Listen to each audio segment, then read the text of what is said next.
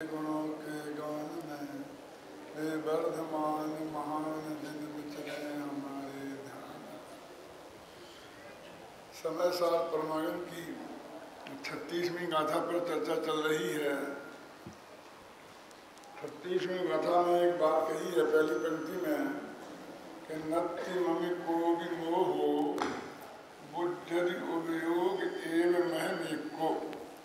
मोह मेरा कुछ भी नहीं है और मैं तो एक उपयोग स्वरूप हूँ, ज्ञान दर्शन स्वरूप हूँ, ज्ञानानंद स्वभावी हूँ। गाथा में तो ये बताया कि मैं क्या नहीं हूँ और मैं क्या हूँ, लेकिन इस जगत के चित्त में एक प्रश्न और खड़ा होता है जो होना नहीं चाहिए लेकिन होता है। जैसे हम ये कहें कि भाई ये भोजन कौन करता है, आत्मा खाना खाता है कि नहीं खाता है। तो जवाब आए कि आत्मा खाना नहीं खाता है, तो अगला प्रश्न खड़ा होना चाहिए कि फिर आत्मा क्या करता है। लेकिन कुछ लोगों के चित्त में एक प्रश्न खड़ा होता है, फिर भोजन कहाँ जाता है। प्रश्न क्या था कि आत्मा भोजन नहीं करता है, समझे ना। तो प्रश्न ये होना चाहिए कि फिर आत्मा क्या करता है। लेकिन प्रश्न कुछ लोगों के चित्त में ऐसा खड़ा होता है कि इतना भोजन लाखों मन गेहूं कहाँ चला जाता है यदि खाता नहीं है तो। कुंदाचार्य देव ने ऐसे लोगों का जवाब देना उचित नहीं समझा, पर उन्होंने कह दिया कि आत्मा मोहादि नहीं है, मोहादि मेरे नहीं है और मैं तो उपयोग में हूँ। लेकिन अमृतचंद्राचार्य के जमाने में ऐसे लोग कुछ ज़्यादा ही पैदा हो गए होंगे, तो उन्होंने उसका भी जवाब टीका में दिया।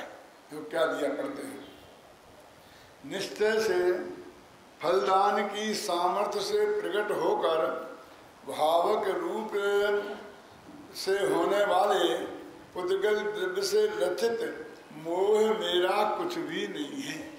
कुंद तो इतनी कहते हैं मोह मेरा कुछ भी नहीं है। मोह किसके द्वारा रचित है कि पुद्गल द्रव्य के द्वारा रचित है। कौन सा पुद्गल द्रव्य कि मोह नामक कर्म जो है ना, मोह नामक कर्म पुद्गल का भी बना हुआ है और चेतन रूप भी है।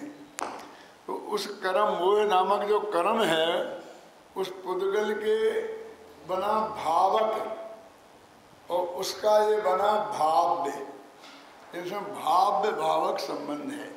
क्यों ये भाव है ना, तो भाव का कोई भावक होना चाहिए और भावक होगा तो फिर उसका भाव्य होना चाहिए। कोई आदमी यदि पति है तो उसकी पत्नी होनी चाहिए, और यदि उसकी पत्नी है तो पति होना चाहिए। यदि वो पति नहीं है तो फिर पत्नी की जरूरत नहीं है।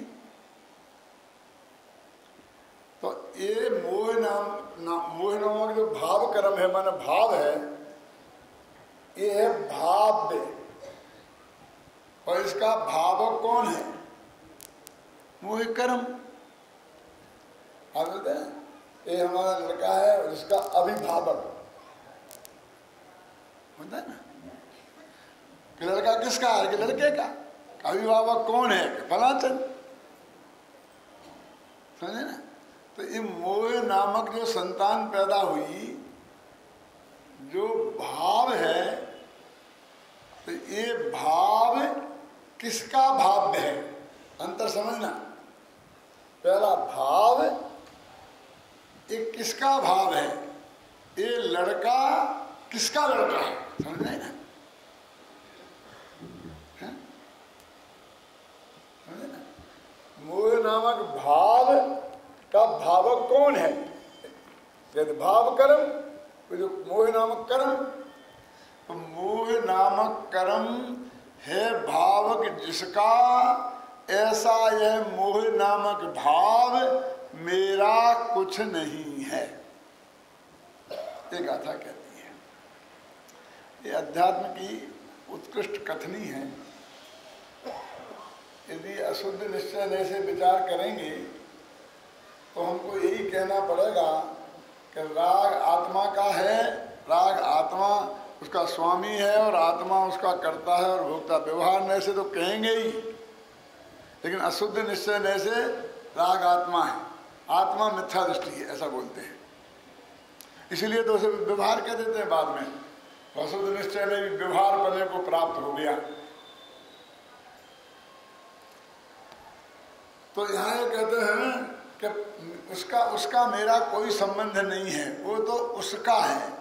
तो अभी अपनी टोडरमल जी ने लिखा है, जिस द्रव्य की जो परिणति हो उसे उसी द्रव्य की कहना सो निश्चय, और उसी को निमित्त आदि की अपेक्षा अन्य की कहना सो व्यवहार।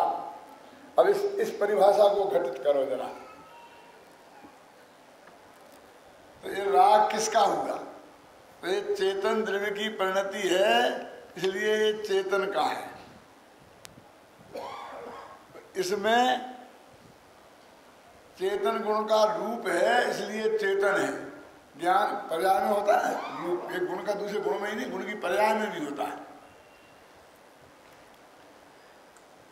और इसलिए जब जिस द्रव्य की परिणति को उसी का कहा तो वो निश्चय नहीं हो गया, अशुद्ध निश्चय। लेकिन चूंकि वो अशुद्ध है राग, इसलिए उसका नाम पड़ गया अशुद्ध निश्चय नहीं। अब यहाँ व्यवहार कौन होगा? व्यवहार होगा कि उसको उद्गल को उसका कर्ता कहना, वो व्यवहार हो। क्यों? क्या जीव की तो परिणति है और कर्ता परद्रव्य को कह रहे, तो एक द्रव्य का कर्ता दूसरे द्रव्य को कहना, जिस द्रव्य की जो परिणति नहीं है वो निमित्त आदि की अपेक्षा अन्य द्रव्य की कहना उसे व्यवहार है। तो वो भाव वो नामक कर्म तो निमित्त है, तो निमित्त आदि की अपेक्षा वो पर की कह रहे तो व्यवहार हो गया। देखो इसी जनवाणी में आएगा ही, और टोडरमल जी का ये वाक्य है, और वो बराबर कुंद कुंद की वाणी के अनुसार है। ऐसा नहीं कि कोई गलत है, उन्हें अपनी तरफ से कहा है। लेकिन बहुत दाव पेच हैं। जिनेन्द्र भगवान का नए चक्र देखा ना, अत्यंत दुरासदम जिन वर्ष नए चक्रम। जिनेन्द्र भगवान का नए चक्र अत्यंत दुरासद है। दुरासद है माने बहुत ही सावधानी से ध्यान करने लायक है। ऐसा नहीं आसानी से उठा लिया चला लिया। ये ऐसा है, ये ऐसी तीक्ष्ण धार वाली तलवार है जो चलाई जाती है अपने माथे पे, है ना, और कटते हैं दूसरों के माथे। और जरा भी असावधानी हो जाए, बहुत लचक होती है उसमें, ऐसी ऐसी ऐसी लहराती है वो। जरा भी असावधानी हो जाए तो मूर्धानम झटती, बहुत शीघ्रता से अपनी गर्दन को भी साफ कर सकती है। तो जिनेन्द्र भगवान का नए चक्र ऐसा ही है कि ये चलाया जाता है अपने माथे में।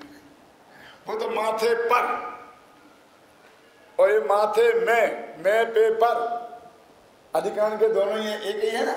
चाहे मैं कहो चाहे पर कहो एक ही होता है। अधिकरण कारक होता है कि नहीं होता?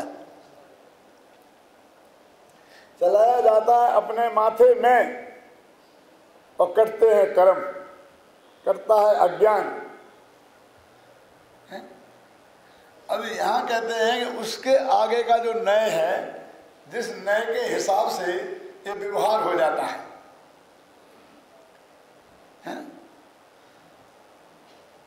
देखो क्या करना पड़ता है। यदि हमें ये कहना है कि राग आत्मा का नहीं है तो राग पुद्गल का बताना पड़ता है। और जबकि वो हमने महासिद्धांत बनाया था एक द्रव्य का कर्ता दूसरा द्रव्य नहीं है, वो टूटता है क्या? तो इसके लिए क्या विधि है? ऐसो कि भैया वो नए तुमने समझ लिया कि हाँ वज्र की दीवार खड़ी कर ली, एक द्रव्य दूसरा द्रव्य करता नहीं है, उसमें तो कोई शंका आशंका नहीं है, क्या बात पक्की बात है। तो अब मान उसे पक्की रखकर ये बात समझना के मोह कर्म का भावक मोह नामक कर्म है। माने एक द्रव्य का कर्ता दूसरा द्रव्य हो ना जाए। अब यहाँ क्या हो जाएगा, निमित्त आदि की अपेक्षा, क्योंकि वो निमित्त है इसलिए निमित्त की अपेक्षा उसे कर्ता कहा है ना। तो कहते जिसका निमित्त कहा वो कर्ता, निमित्त को यहाँ कर्ता कहा। अपन कहते निमित्त है कर्ता नहीं है, निमित्त है कर्ता नहीं है। कि क्यों कहा? भाई जिनमानी की एक बहुत विचित्र पद्धति है। मैं पूछता हूँ कि ये जो पद्धति है कौन सा, कि निमित्त की को कर्ता कहना। थोड़ा सा प्रश्न करता हूँ, बेटा किसका, माँ का या बाप का? घबराना नहीं, माता बहनें भी नाराज नहीं हो, आपका भी है। लेकिन हिंदुस्तान में क्या करें, बाप का ही बेटा माना जाता है, क्योंकि बाप का ही गोत्र उसका गोत्र माना जाता है। स्कूल में जाए तो उसी का नाम लिखाया जाता है। यदि बाप का नाम की जगह माँ का नाम लिखाया जाए ना अभी तक, तो उसे वेश्या पुत्र माना जाता है कि बाप के नाम का पता नहीं है और माँ का, इसलिए माँ का नाम लिखाया है। अब ऐसा कानून आ रहा है धीरे धीरे कि दोनों का नाम लिखाना पड़ेगा। आ गया, थोड़ी दूर होगा क्या? तो ये जो पद्धति है हिंदुस्तान में, वो निमित्त की मुख्यता से है कि व्यवहार की मुख्यता से? मतलब निश्चय की मुख्यता से है कि व्यवहार की मुख्यता से? देखो, निमित्त की अपेक्षा है, उपादान की अपेक्षा नहीं है। मैं वाल्मीकि रामायण पढ़ रहा था तो उसमें एक छंद आया, दशरथात मयि जाता। क्या है प्रसंग प्रदीप जी? कि रामचंद्र जी बन जा रहे हैं और अपनी माँ कौशल्या के पास गए हैं और कौशल्या से कह रहे हैं कि हे माँ, मैं पिताजी की आज्ञा से वन में जा रहा हूँ और तुम यहीं पर आराम से रहना। तो माँ जवाब दे रही है, तो जो माँ उसे संबोधन कर रही है तो उसमें ये छंद है कि दशरथात मयि जाता, हे दशरथ के निमित्त से मुझ में उत्पन्न हुए राम। ये बात मैं सुन नहीं सकती, मेरा हृदय विदीर्ण होता है। आगे बहुत बातें होंगी, इतनी बात से मेरा प्रयोजन है। कितना, क्या लिखा उसने? दशरथात मयि जाता, दशरथ के निमित्त से मुझ में उत्पन्न हुए राम। अब जरा थोड़ा स्थूल निश्चय व्यवहार लगाओ, निमित्त उपादान, तो इसका मतलब माता हुई उपादान और पिता हुआ निमित्त। क्या? जिसमें उत्पन्न होता है वो होता है उपादान, राग आत्मा में उत्पन्न होता है ना, इसलिए वो है उपादान, और जिसके निमित्त से होता है उसे बोलते हैं पिता।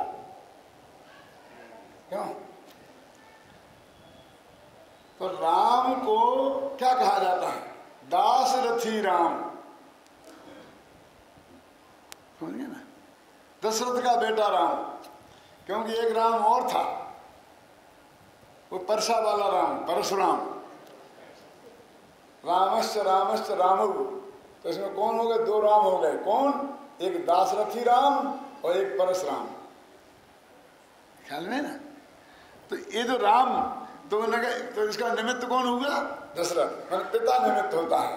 तो इस लोक में निमित्त को कितनी मान्यता दी है कि बेटा बाप का कहा जाता है, माँ का नहीं। अभी इसमें बहुत गहराई है, लेकिन वो गहराई में मैं उतरूंगा तो समय सार की गहराई रह जाएगी। क्यों कहा जाता है, ऐसा क्या कारण है, वो उचित है कि अनुचित है, बहुत लंबी कहानी है इसकी। फिर कभी मौका मिलेगा तो मैं आपको सुनाऊंगा, अभी तो मैं आगे बढ़ना चाहता। क्यों एक पद्धति क्यों है विजय जी, समझे ना?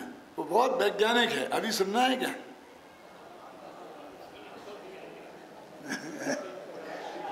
देखो, माँ का किस माँ का बेटा है, इसके लिए किसी प्रूफ की जरूरत नहीं है, क्योंकि वो उसके पेट में 9 महीना रहता है, उसके उदर से वो पैदा होता है। ख्याल में है ना? इसलिए उसे कहते हैं कि फला आदमी परिचय के मुहताज नहीं है, तो ये माताएं परिचय की मुहताज नहीं है। समझ में आया कि नहीं? लेकिन पिता परिचय का मुहताज है, क्योंकि ये पता कैसे चलेगा इसका बाप कौन है, क्योंकि अकेली माँ जानती है और कोई नहीं जानती है। अब वो बताए दुनिया मान ले, वो मान ले, नहीं माने तो नहीं माने, गलत बोले तो गलत माने, जो भी हो सो हो। अब समझ में है ना? तो वो अत्यंत गुप्त चीज है, यदि उसको मुख्यता नहीं दी गई तो जगत में पता चलेगा ही नहीं कि इसका बाप कौन है। और माँ का नाम नहीं भी लिया गया तो ये कभी छिपेगा ही नहीं कि इसकी माँ कौन है।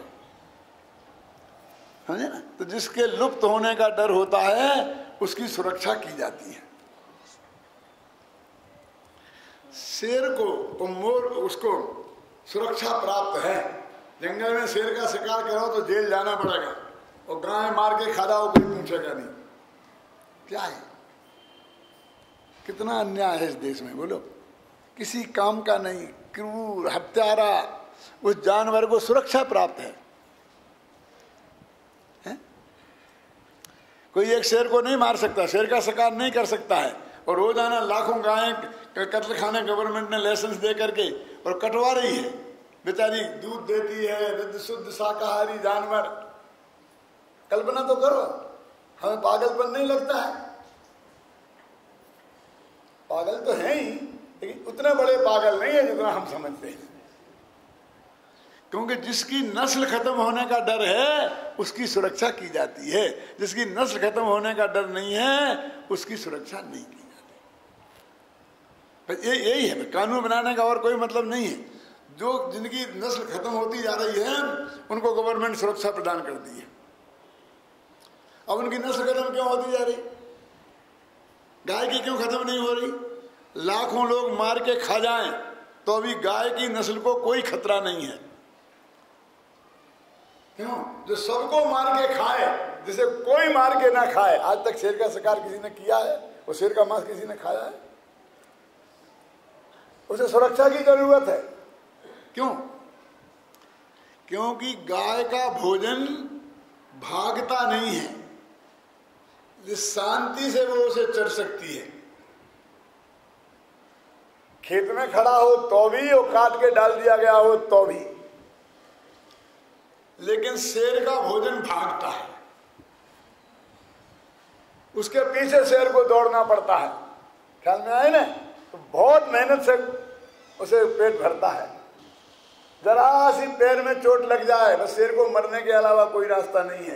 एक दांत टूट जाए मरने के अलावा कोई रास्ता नहीं है, क्योंकि ना वो दौड़ नहीं सकता है, तो मार नहीं सकता है, तो भोजन नहीं मिलेगा, मर जाएगा। जिसका भोजन दौड़ता है, भागता है, ख्याल में आई ना, उसकी नस्ल खतरे में है। और जिसका भोजन शांति से प्राप्त हो जाता है, निराकुल भाव से, उसको कोई खतरा नहीं। तो बाप का नाम कैसे मिल गया? नाम क्यों लिखा रहा है? क्योंकि इसके लुप्त होने का खतरा था। समझ में है ना? इसलिए उसके बाप का नाम रखा जाता है, उसका गोत्र रखा जाता है। और थोड़ी गहरी बात करूं, माँ को तो पक्का भरोसा है कि जो मेरा बेटा है। हर एक को, माँ बाप को अपने संतान के लिए सब कुछ करने के लिए वो तैयार है, जान की बाजी लगाने के लिए तैयार है, और दूसरों के लिए नहीं। इसको समझाने के लिए फिर मैं कभी समझाऊंगा, वो सुना था ना, अपना बच्चा हो, पराया बच्चा, पड़ोसी का बच्चा, होता है ना, ख्याल में है ना। लेकिन इतना तो आप मान लो कि अपने संतान के लिए सब कुछ मर मिटने के लिए तैयार हैं। अरबों की संपत्ति पाप कमा के नरक में जाएंगे, पर अपने बेटे को दे जाना चाहते हैं।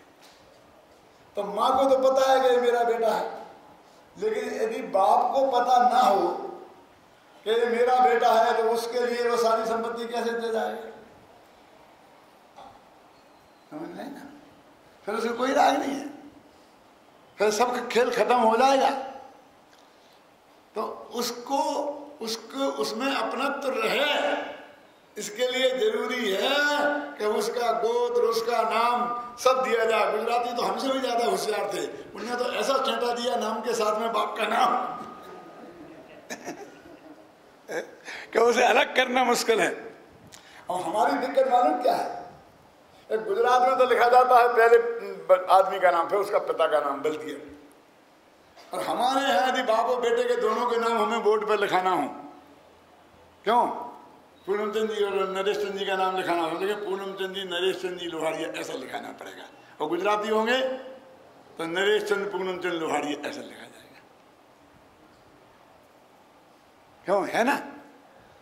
अब हमारे तो दोनों ही भगत थे, और हम क्या करें, हम अपने बोर्ड का क्या करें।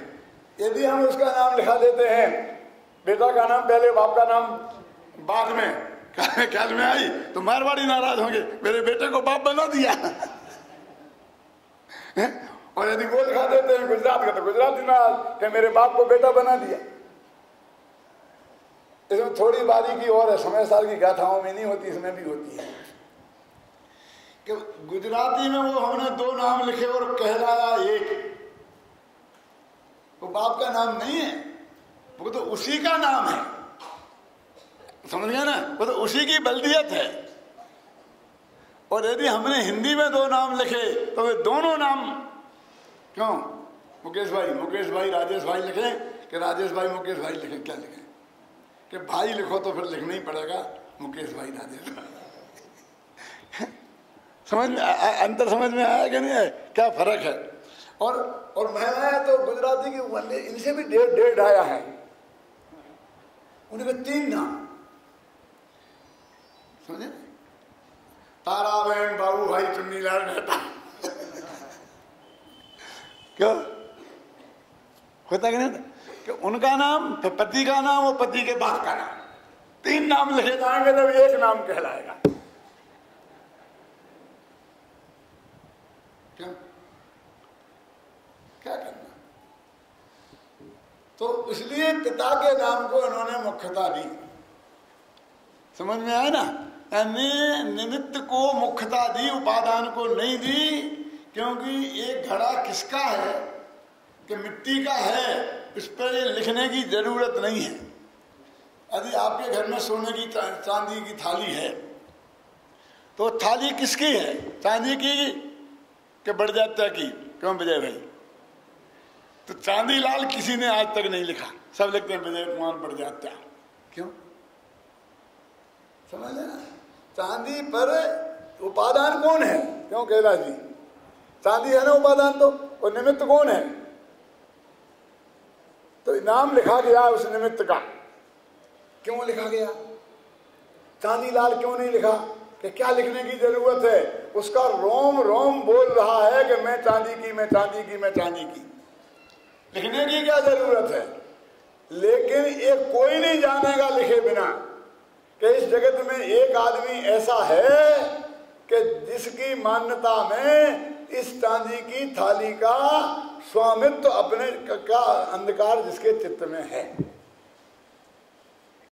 क्या ये कैसे पता लगे कि वो पक्का मिथ्या दृष्टि है, क्योंकि चांदी में का स्वामित्व हो, क्यों मैंने बनाई कर्तृत्व हो और मैं इसका उपभोग करता हूं भोक्तृत्व हो, क्यों भले ही ये ना मानता हूं कि मैं चांदी हूं, लेकिन 3 तो हो गए, हम तो 4 चीजें हैं, एकत्व महत्व कर्तृत्व भोक्तृत्व, 3 तो उसने कर ली। तो उस मूर्ख का ज्ञान कराने के लिए लिखा जाता है। क्यों, ये टोपी किसकी है, खादी की या पंडित हुकुमचंद की, बोला पक्की बात क्या है, तो एक क्यों बोलते हो कि हुकुमचंद की है, एक क्यों नहीं बोलते हो खादी की है, कि खादी की क्या बोलना, उसका रोम रोम चिल्ला चिल्ला के बोल रहा है कि मैं खादी की हूं, मैं खादी की हूं, मैं खादी की हूं। लेकिन ये बताने की जरूरत है, ख्याल में कि इसका मालिक कौन है, ख्याल में आई ना, कि किसके माथे पे सवारी करती है, ये बताना बहुत जरूरी है। लेकिन ये मामला कितना कमजोर है। ये टोपी 25 रुपया आप दें तो आपकी हो सकती है भाई कुमारी,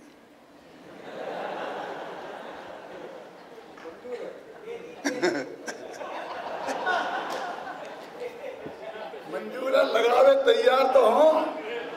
अब हमारे नए विद्यार्थी आ रहे हैं ना, जो तुम्हारे बेटों के बराबर हैं, वे टोपी लगा के यहाँ प्रवचन करते हैं। अभी मैंने देखा नहीं है, सिर्फ सुना था वहां से, मैं वहां से सुनता हूँ ना।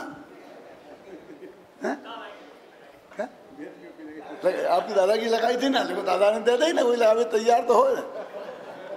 लेकिन भैया आजकल दर्जी सीने वाले नहीं है, बहुत मुश्किल है द्वारा सीटी चलाना। पुरानी टोपियों से काम चल रहा है। अभी मैंने 2-3 टेपी सिलने भेजी थी, खराब कर दिया कपड़ा।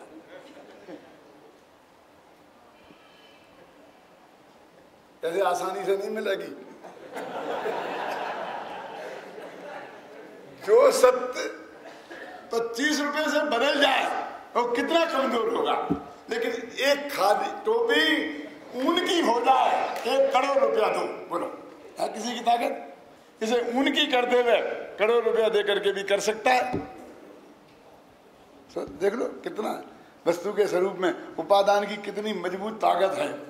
वो कहता है ये तुम्हारे हमें सहयोग की जरूरत नहीं है कि हम खादी के हैं, ये हमें तुमसे कहलवाने की जरूरत नहीं है। क्यों कि हमने इसमें अपना सर्वस्व समर्पण किया है।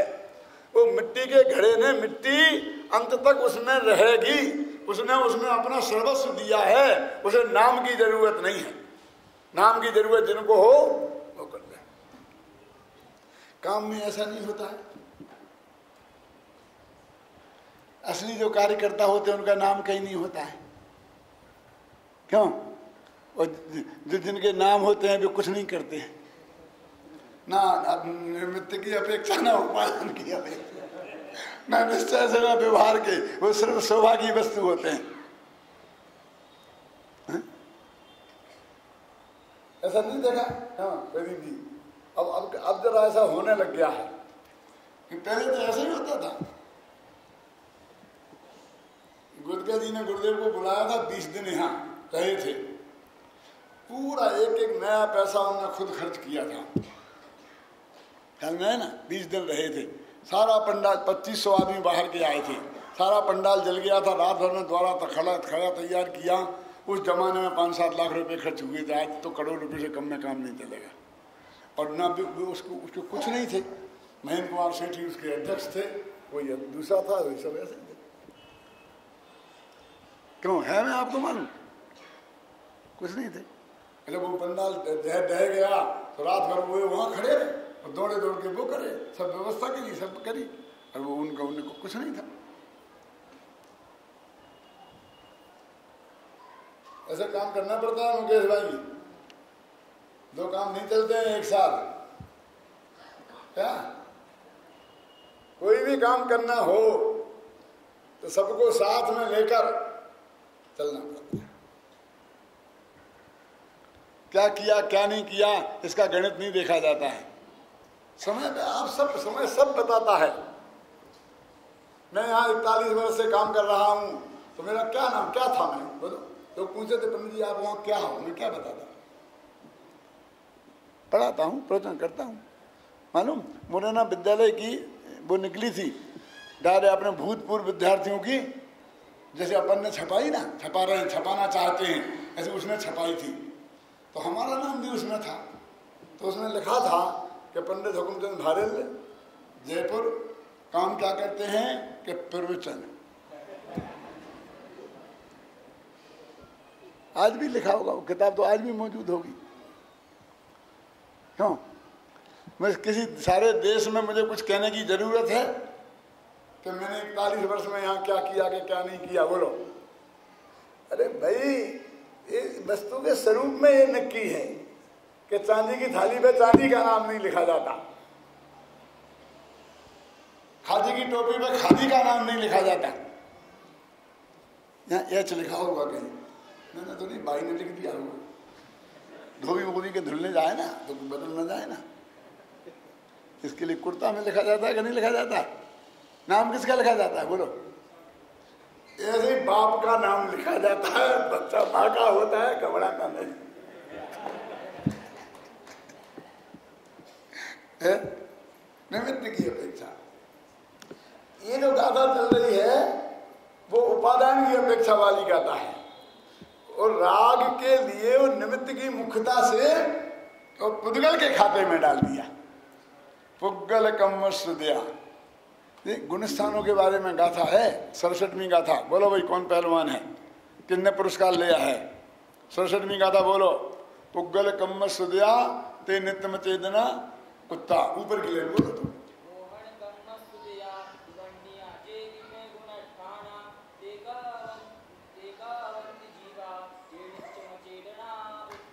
क्या अर्थ है इसका? मोहन कम्मण उदया, मोहिनी कर्म के उदय से जितने हुए हैं ये गुणस्थान है। ये गुणस्थान है, वो मोहिनी कर्म के उदय से हुए हैं। गोमर साहब वाले माफ कर देना, क्यों ये कह देंगे नहीं नहीं ये मोह जोग भवा है। जोग को उड़ा दिया कुंद कुंद ने। क्यों विनय बाबू है कुछ? गोमर साहब में लिखा है कि मोह जोग भवा, गुणस्थान मोह और जोग से उत्पन्न होते हैं, और यहाँ लिखा मोहन कम्मन से मोह के उदय से होते हैं। अरे योग से तो 2 गुणस्थान होते हैं, तख्त में और 13 में। क्या है उनसे विकाय के गुणस्थान है, वे संसार में नहीं है। वे संसार में हैं और फिर भी मोक्ष की पार्टी पक्ष लेते हैं, कभी मोक्ष में ही शामिल हो जाते हैं। क्यों जीवन हो जाते हैं। ये 12 ही गुणस्थान हैं जो संसार के का कारण हैं, वे मोह कर्म के वजह से होते हैं। वे कहते हवंती जीवा, वे जीव कैसे हो सकते हैं? मोहन कम्म सुदया धन्यता एक गुण ठाना कहते हवंती जीवा, वे जीव कैसे हो सकते हैं? इसे नित्य मचेदना मुक्ता, इसलिए भगवान ने उन्हें नित्य अचेतन कहा है। ऐसा नहीं पहले चेतन थे फिर अचेतन हो गए, ऐसा नहीं। किनको? गुणस्थानों को, गुणस्थानों को। अब उस गुणस्थान में राग भी शामिल है और वीतरागता भी शामिल है। चौथे से लेकर 12वें तक ऐसा है क्या? नहीं है। तो वो राग भी और वीतरागता भी, वो बोल रहे थे ना भी, कौन ने प्रवचन किया था सुबह, अशोक ने, है ना, कि सब सभ्य भाव सब प्रभाव हैं, क्योंकि कर्म के क्षय से हुए। तो कर्म के क्षय इतना नाम है तो भी कर्म में डाल दिया। अरे ये तो कर्म के उदय से हुए हो तो कर्म के कहो, ये तो कर्म का क्षय हुआ है, फिर कर्म के क्यों कहते हो? लेकिन जगत ऐसा ही है, ये जगत ऐसा ही है। इंदिरा गांधी जिंदा होती तो इंदिरा गांधी ने राजीव गांधी को प्रधानमंत्री बनाया, सारी दुनिया कहती, और मर गई तो भी कहते हैं कि उसकी मौत ने बनाया, इसलिए उसी ने बनाया। क्यों? कौन सा वोट मिलता? वो सहानुभूति का वोट मिल गया है?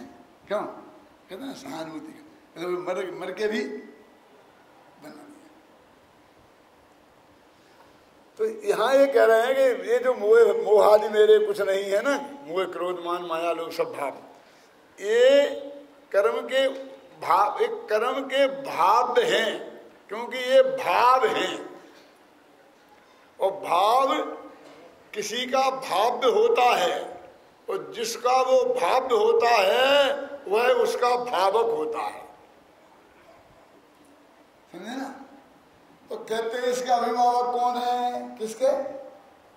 मोहादि भावों के अभिभावक मोह कर्म है, और वो अचेतन है, इसलिए ये अचेतन है। और मोह मेरा कुछ नहीं। जो मैं पढ़ता हूं, जिस प्रकार कोई पुरुष अपनी मुट्ठी में रखे सोने को भूल गया हो, पर किसी के ध्यान दिलाने पर या स्वयं स्मरण आ जाने, ये पेज पलट गया भैया,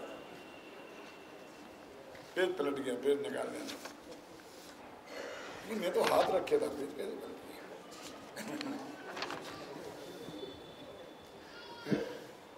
निश्चय से फलदान की सामर्थ्य से प्रकट होकर भावक रूप होने वाले पुद्गल द्रव्य, तो फलदान में समर्थ है,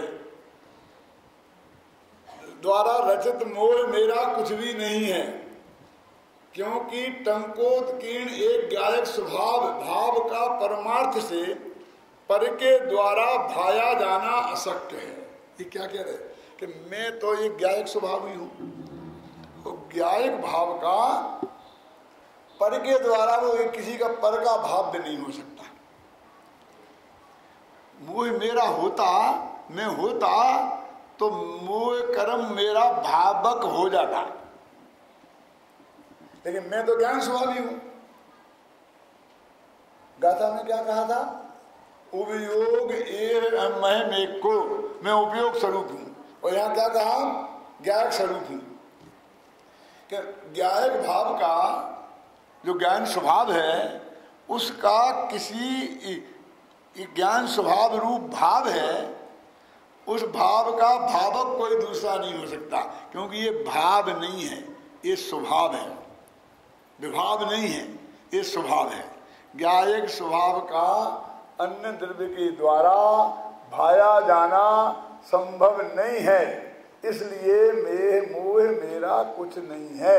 इसमें ये आ गया, ये भी ज्ञायक स्वभाव मेरा है। ख्याल में है ना? अभी कहते हैं इसलिए मैं तो ऐसा जानता हूं कि परमार्थ से मैं एक हूं। अब एक हूं बोला, देखिए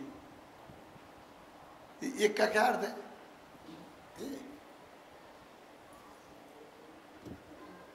ज्ञायक स्वभाव,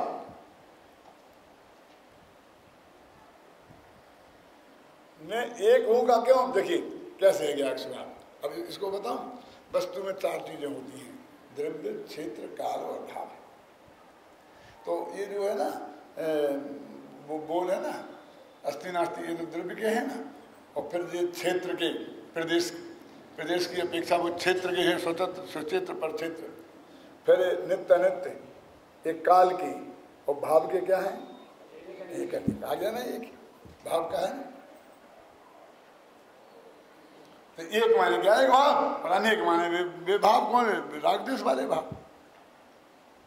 ये भाव का बोल है, ये गिनती वाला नहीं है यह मामला। क्यों? समझ में है? वो द्रव्य क्षेत्र काल भाव वाला ये है। भाव वाला बोल है एकानेक, और काल वाला बोल है नित्यानित्य, और क्षेत्र वाला बोध है भेदाभेद, और द्रव्य वाला बोध है सामान्य विशेष। समझ गया? तो ये एक है माने अनेक नहीं हूं, माने ज्ञायक भाव हूं, अन्य भाव रूप नहीं हूं, भेद वाला नहीं हूं मैं। ये स्वभाव की बात। मैं एक ज्ञायक भाव हूं, यद्यपि, अब सुनो, फिर यद्यपि लगाइए, समस्त परद्रव्यों के परस्पर साधारण अवगाह का निवारण करना अशक्य होने से मेरा आत्मा और जड़ पदार्थ श्रीखंड की भांति एकमेक हो रहे हैं, तथापि श्रीखंड की ही भांति स्पष्ट अनुभव में आने वाले स्वाद भेद के कारण मैं मोह के प्रति निर्मम ही हूँ, क्योंकि सदा अपने एकत्व में प्राप्त होने से समय ज्यों का त्यों ही स्थित रहता है। ये क्या कह रहा है? देखो, श्रीखंड तो जानते हो ना? अरे क्या जानते हैं? तो इंदौर वालों को श्रीखंड बताओगे? हमने खाया है और सारी दुनिया को खिलाया है। क्यों थावड़ा जी? श्रीखंड दही, खट्टे दही और मीठी चीनी को मिलके बनाया जाता है। अब पुराने जमाने में चीनी नहीं होती थी तो गुड़ को मिलाया जाता था। तो वास्तव में ये तो चीनी और गुड़ का मिला हुआ, एक दही और गुड़ का मिला हुआ श्रीखंड है। तो 1000 वर्ष पहले चीनी नहीं थी। शास्त्र में आता है दही गुड़ में सम। कहाँ गोमर सार में आता ना तुम्हारे में? बोलो बोलो खड़े होके, गाथा बोलो पूरी। भूल गए क्या? हाँ, दही गुड़ वासम मिश्रम, दही और गुड़ का मिला हुआ है। ये यहाँ चीनी मीनी मत बनाना, क्योंकि जब ये उदाहरण लिखा गया जब चीनी थी ही नहीं है, और गुड़ ही था। दही और गुड़ का मिला हुआ जो श्रीखंड है उसको शिखरणी भी बोलते हैं। जरा पतला हो तो शिखरणी और गाढ़ा हो तो श्रीखंड, बर्फ जैसा जम गया हो तो श्रीखंड, और पतला हो तो शिखरणी। शिखरणी में नशा पैदा करते हैं ना। एक ही शिखरणी और श्रीखंड एक ही है। वो अपना शिखरणी नामक छंद भी ऐसे ही है। कि जो शिकरनी पी करके और वो मदोन्मत्त जैसा हो जाता है ना, मन आलस आलस सा आने लगता है, थोड़ा नशा सा चढ़ जाता है, लेकिन ज़्यादा नशा नहीं चढ़ता है, बिल्कुल वैसा नहीं होता है। और जो चलता है ना जैसा शिकरनी छंद जैसा चलता है, जैसे चलता है वो। यदि ये चैतन्य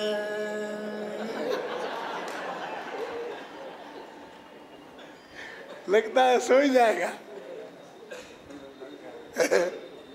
लड़खड़ाता हुआ चलता है ना, तो वो श्रीखंड और वो दोनों मिल गया। तो कहते वो एक क्षेत्र आप गायब हो गए। ये नहीं कह सकते हम कि श्रीखंड कहाँ है और उसमें गुड़ कहाँ है, वो दही कहाँ है और गुड़ कहाँ है। दोनों एक प्रत्येक क्षेत्र में, आकाश के प्रत्येक क्षेत्र में दही भी है और गुड़ भी है, दही भी है और गुड़ भी है। ऐसे ही है भगवान आत्मा और ये पुद्गल कर्म, ये नो कर्म शरीर, ये दही और गुड़ की तरह मिल गए हैं। अब तुम कहते मिले नहीं है, और दही और गुड़ की तरह मिल गए, बिल्कुल एक एक रस हो गए। अब जिनका निकालना अशक्य है, क्या दही अलग कर दो और गुड़ अलग कर दो, तो कर सकते हैं?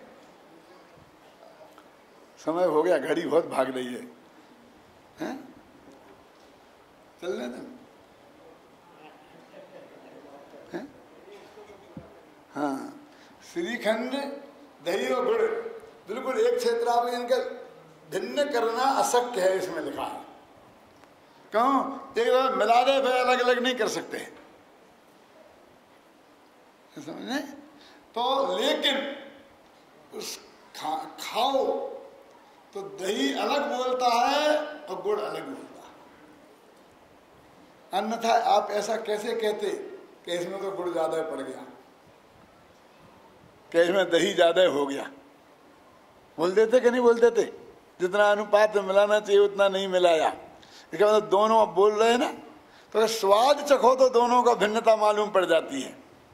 ऐसे ये मोह और मेरा उपयोग, ज्ञान दर्शन और राग द्वेष, ये दही और गुड़ जैसे मिल गए हैं। माने आत्मा के हर प्रदेश में ज्ञान दर्शन भी है और उन्हीं प्रदेशों में राग द्वेष भी है। प्रदेश प्रदेश में ये गेहूं और कंकड़ जैसे नहीं मिले हैं। गेहूं कंकड़ मिलते ना, अलग अलग रहते हैं, मिलते। गेहूं कंकड़ जैसे नहीं मिले हैं, और आत्मा और ज्ञान जैसे भी नहीं मिले हैं। वो तादाद में हो जाता है। ये दही और गुड़ जैसे मिले हैं। वो उदाहरण तो देखो आचार्य ने कहाँ से खोजा। और वो कहते हैं कि जब स्वाद चखो तो उसको अलग अलग जाना जा सकता है। तो जो ज्ञानी जन अपने ज्ञान में ऐसी भेदक शक्ति है, प्रज्ञा श्रेणी, कि उसके द्वारा ये राग ये है और ज्ञान ये है, और राग में नहीं हूं और ज्ञान में हूं, ऐसा निर्णय किया जा सकता है।